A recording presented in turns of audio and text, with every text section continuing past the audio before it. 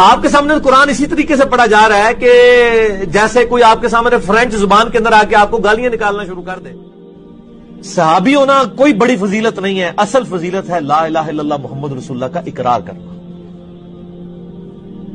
ہم اس سے بڑی فضیلت کسی کو نہیں مانتے. نبی اسلام کی وفات کے بعد جو مرتد ہو وہ نبی کے زمانے میں کیا ہوتا ہے؟ مسلمان نہیں سر، صحابی. ان ڈیفینیشن ہی بھول گئے صحابی تھی، جس نے ایک نظر بھی دیکھ لیا وہ ڈیفینیشن ہی بھول جاؤ گے. جب نبی علیہ السلام نے حضرت علی سے کہا تھا کہ میرا نام مٹا دو صلح حدیبیہ کے موقع پر، تو انہوں نے کہا کہ میں نہیں مٹاؤں گا محمد رسول اللہ. اگر حکم کو ادب پہ فوقیت دی جائے تو انہوں نے غلط کیا. 10 یہودی بھی ایسے نہیں تھے جو آپ پہ ایمان لائے ہو آپ کی مبارک زندگی کے اندر. کیوں؟ ان کے بڑے بڑے جو پادری بیٹھے ہوئے تھے وہ کہتے تھے یہ کل کے چھوکرا آ کے بتائے گا، وہ کہتے تھے یہ کل کے چھوکرا آ کے بتائے گا. اللہ یہ تو محمل جملہ ہے، یہ کمپلیٹ ہی نہیں ہے، یہ تو نام ہے صرف. تو یہ محمل جملہ ہوگا، اس جملے کی کوئی اہمیت ہی نہیں ہوگی. اللہ اللہ اللہ اس کا کیا مطلب ہے؟ اس کا مطلب یہ ہے اللہ اللہ اللہ. تو یہ محمل جملہ ہوگا، اس جملے کی کوئی اہمیت نہیں.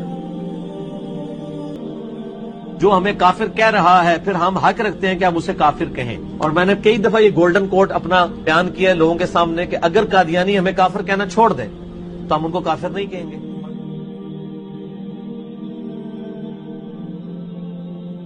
آج کی ڈیٹ میں بھی اگر کوئی کسی صحابی کو اپنے علم کی بنیاد پہ کافر بھی ڈکلیئر کر دے، وہ یہ سمجھے کہ میرے نزدیک وہ کافر تھا، تو اس سے یہ نہیں ہوگا کہ ہم اس کی تکفیر کریں گے. معاویہ کا پیٹ پوری زندگی نہیں بھرا، معاویہ کا پیٹ پوری زندگی نہیں بھرا کہ آپ کے ساتھ جو قادیانی ہے، جو نبی علیہ السلام کو آخری نبی مانتے ہیں لیکن ساتھ امتی نبی کلیم کرتے ہیں، کیا یہ یہود و نصارہ سے بدتر ہے؟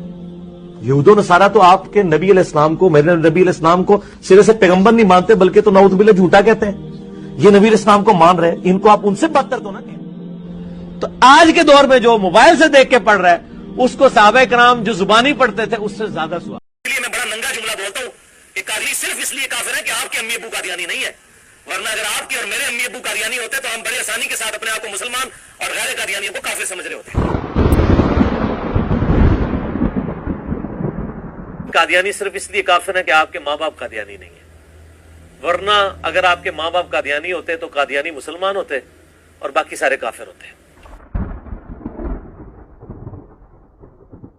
یہ جو دو بڑی چیزیں ہیں کہ نبی علیہ السلام کو ماننا اور قرآن کو ماننا، یہ چیزیں انہیں یہود و نصارہ اہل کتاب سے کیا بہتر نہیں کر دیتی ہیں؟ یہ چیزیں انہیں یہود و نصارہ اہل کتاب سے کیا بہتر نہیں کر دیتی ہیں؟ قیامت والے دن میرے حوضے کوثر پہ کچھ لوگ لائے جائیں گے جن کو میں پہچانتا ہوں گا. کیوں؟ کہ مسلمانوں کے اعضائے وضو چمک رہے ہوں گے قیامت والے دن. قادیانیوں کے بھی چمک رہے ہوں گے، قادیانیوں کے بھی چمک رہے ہوں گے، قادیانیوں کے بھی چمک رہے ہوں گے. اور معذرت کے ساتھ ایک ہی بڑا ہمارا ان سے اختلاف ہے نا ختم نبوت پہ، اس میں انہوں نے ترجمہ ٹھیک کیا ہوا ہے، آپ کے علماء نے غلط کیا ہوا ہے. اس میں انہوں نے ترجمہ ٹھیک کیا ہوا ہے، آپ کے علماء نے غلط کیا ہوا ہے.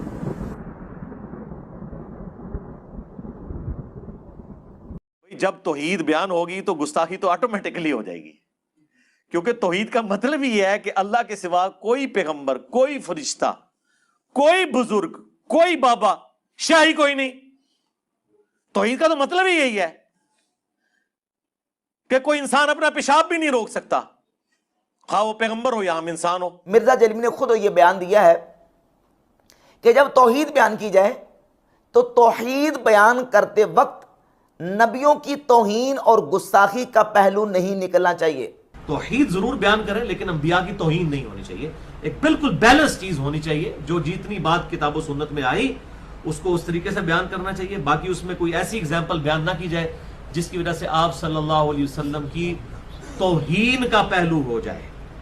یہ مرزا جلمی کا پرانا بیان ہے کہ توحید اس طرح بیان نہ کی جائے کہ جس میں نبیوں کی گستاخی اور توہین کا پہلو نکلتا ہو. جب توحید بیان ہوگی تو گستاخی تو معاویہ بن ابی سفیان، مغیرہ ابن شعبہ، عمر ابن عاص، بسر بن ارطاہ رضی اللہ عنہم اجمعین کو اس حوالے سے صرف عزت کرتا ہوں کہ وہ اصحاب ہیں. باقی جو ان کے اعمال ہیں وہ اللہ کو خود جواب دہ ہے. میں لعنت کا قائل نہیں ہوں، لیکن ڈنکے کی چوٹ پہ بخاری و مسلم کے احادیث کی روشنی میں ان کی غلطیاں بیان کرتا ہوں. डंके की चोट पे बुखारी और मुस्लिम के हदीस की रोशनी में उनकी गलतियां बयान करता हूं। उनसे अगर किसी मामले में खता हुई या उनके आपस के इख्तलाफात थे, वो हम कहें अल्लाह के सुपुर्द। डंके की चोट पे बुखारी और मुस्लिम के हदीस की रोशनी में उनकी गलतियां बयान करता हूं। म्यूजिक फी नफसी तो हराम कहीं नहीं है कि हलाल निकाह और हराम निकाह में गाने का फर्क है। जिस निकाह में गाने के जरिए अनाउंसमेंट की जाती है, गाने के जरिए भी हो सकती है, किसी और जरिए से भी, वो निकाह हलाल है। और जिसमें गाना नहीं है वो निकाह हराम है। इसका मतलब है गाने से भी कोई चिढ़ नहीं, दफ से भी कोई चिढ़ नहीं। मौसीकी सुनने के बारे में वजाहत करें कहां तक जायज़ है। मेरे भाई, मौसीकी जो है ना, इसके बारे में मैं बारहा बोल चुका हूं कि गाना इस्लाम में बिल्कुल जायज़ है। सही बुखारी में हदीस है कि नबी इस्लाम ने सईदा आयशा से कहा कि शादी के मौके पे गाने वाली क्यों नहीं भेजी। गाने वाले मर्द मर्दों में बैठे, औरतें औरतों में बैठे, मर्दों औरत का इख्तिलात ना हो। गाने भी गाए जा सकते हैं। थोड़ी बहुत अगर म्यूजिक है, यानी जो घर में दफ वगैरह या ढोलकी वाला मामला, इसके ऊपर कोई शरई गिरफ्त नहीं है। गाना गुनगुनाने में कोई अर्ज नहीं है, गुनगुनाए, कोई मसला नहीं है। अब सही बुखारी में नबी इस्लाम ने खुद फरमाया, आयशा गाने वाली क्यों नहीं भेजी शादी के मौका के ऊपर। और तिरमिज़ी में, इब्न माजा में हदीस है कि हलाल निकाह वो है जिसमें गाना हो, अनाउंसमेंट हो, और जिसमें ना हो वो हराम है। बिना गाने से भी किसी को इख्तलाफ नहीं है। इख्तलाफ म्यूजिकल इंस्ट्रूमेंट में, उसमें भी कुछ इंस्ट्रूमेंट से, कुछ नहीं है। गुनगुनाना खुद तरन्नुम के साथ, वो तो पूरे का पूरा कुरान गुनगुनाया जा रहा है।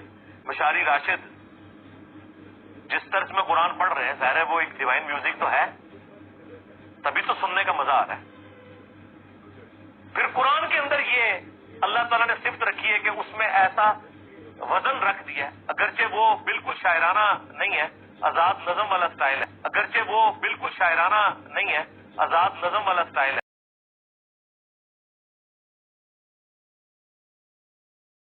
लेकिन बहरहाल फिर भी आपको पता है, एक डिवाइन म्यूजिक, मलकूती गिना उसके अंदर मौजूद है।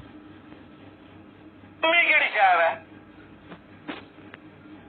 मैं दूध नहीं बख्शांगी, और तेरा दूध तो है ही नहीं था, तुम तो अपने चक्करों में थे, अल्लाह ने औलाद दे दी। दोस्तों, इंजीनियर मोहम्मद अली मिर्ज़ा एक इस्लामिक स्कॉलर है, लेकिन अक्सर सहाबा इकराम रज़ी अल्लाह तआला अन्हो के मुताल्लिक़ इसके लहजे से बदबू आती ही रहती है। आज की इस वीडियो में हम आपको इंजीनियर मोहम्मद अली मिर्ज़ा के गुस्ताखाना झूठ सुनाएंगे। नंबर 1, इंजीनियर मिर्ज़ा कहता है कि झूठी हदीसें घड़ने के और झूठ बोलने के माहिर थे ताबी, नेकोकार भी रज के थे और झूठे भी रज के सन। झूठी हदीसें घड़ने के और झूठ बोलने के माहिर थे ताबीन, और नेकोकार भी रज के थे और झूठे भी रज के सन। झूठी हदीसें घड़ने के और झूठ बोलने के माहिर थे ताबीन, और नेकोकार भी रज के थे और झूठे भी रज के सन। दोस्तों, ताबईन वो मुकद्दस तरीन लोग हैं जो प्यारे नबी सल्लल्लाहु अलैहि वसल्लम के शागिर्दों के शागिर्द हैं, जिन्होंने अपनी जिंदगियां दीन इस्लाम की तालीमात को फैलाने में वक्फ कर दी हैं। उनके बारे में मिर्ज़ा साहब ये बकवास करते हैं। नंबर 2, इंजीनियर मिर्ज़ा फरमा रहे हैं कि जो लोग आज के दौर में कुरान पाक मोबाइल पे देख के पढ़ते हैं, उनको सहाबा इकराम से ज़्यादा सवाब मिलता है जो बिना देखे कुरान पढ़ते थे। सहाबा को तो एक सवाब मिलता था, वो ज़ुबानी पढ़ते थे। मोबाइल पे पढ़ने वाले को 2 सवाब मिल रहे हैं, क्योंकि अल्फाज देख भी रहे और पढ़ भी रहे। ए फकी जे इंजीनियरिंग करांगे तुहाडे नाल, अल्लाह दे फजल नाल ऐसी इंजीनियरिंग होएगी कि भूल जाओगे सब कुछ। तो आज के दौर में जो मोबाइल से देख के पढ़ रहा है, उसको सहाबा कराम जो जुबानी पढ़ते थे उससे ज्यादा सवाब। आज के दौर में जो मोबाइल से देख के पढ़ रहा है, उसको सहाबा कराम जो जुबानी पढ़ते थे उससे ज्यादा सवाब। दोस्तों, लगता है मिर्ज़ा साहब की अकल मारी गई है। प्यारे नबी सल्लल्लाहु अलैहि वसल्लम ने फरमाया, अगर तुम में से कोई शख्स ओत पहाड़ के बराबर सोना अल्लाह की राह में खर्च करे, ओत पहाड़ 15 किलोमीटर में फैला हुआ है। आप सल्लल्लाहु अलैहि वसल्लम ने फरमाया, मेरे सहाबा के बाद में आने वाले लोगों में से अगर कोई ओत पहाड़ के बराबर सोना खर्च करे और मेरा सहाबी एक मुट्ठी जौ अल्लाह की राह में खर्च करे, तो तुम्हारा इतना सोना खर्च करना भी मेरे सहाबा की मुट्ठी जौ खर्च करने के सवाब को नहीं पहुंच सकता। नंबर 3, मिर्ज़ा इंजीनियर कहता है कि आज की डेट में अगर कोई शख्स किसी सहाबी को काफिर भी कह दे, तो इससे ये नहीं होगा कि हम उसको काफिर कहें। आज की डेट में भी अगर कोई किसी सहाबी को अपने इल्म की बुनियाद पे काफिर भी डिक्लेयर कर दे, वो ये समझे कि मेरे नज़दीक वो काफिर था, तो इससे ये नहीं होगा कि हम उसकी तकफीर करेंगे। अब मिर्ज़ा साहब की ये बात सुने। जो हमें काफिर कह रहा है, फिर हम हक रखते हैं कि हम उसे काफिर कहें। جو ہمیں کافر کہہ رہا ہے پھر ہم حق رکھتے ہیں کہ ہم اسے کافر کہیں. اور میں نے کئی دفعہ یہ گولڈن کوٹ اپنا بیان کیا ہے لوگوں کے سامنے کہ اگر قادیانی ہمیں کافر کہنا چھوڑ دیں تو ہم ان کو کافر نہیں کہیں گے. یعنی جو صحابہ کو کافر کہے وہ کافر نہیں ہے اور اسے ہم کافر کہہ بھی نہیں سکتے، لیکن جو مرزا صاحب کو کافر کہے وہ کافر ہے. نمبر 5، انجینئر مرزا کہتا ہے کہ حضرت عثمان غنی رضی اللہ تعالیٰ عنہ کو شہید کرنے والے صحابہ کرام تھے. وہ جو ہے وہ سنیوں کے اندر جو ناصبی گھسے ہوئے ہیں وہ کہتے نہیں یہ تو وہ تھے باغی تھے جو حضرت عثمان کو قتل کرنے آئے تھے، وہ صحابہ کرام تھے. باغی تھے جو حضرت عثمان کو قتل کرنے آئے تھے، وہ صحابہ کرام تھے، وہ صحابہ کرام تھے.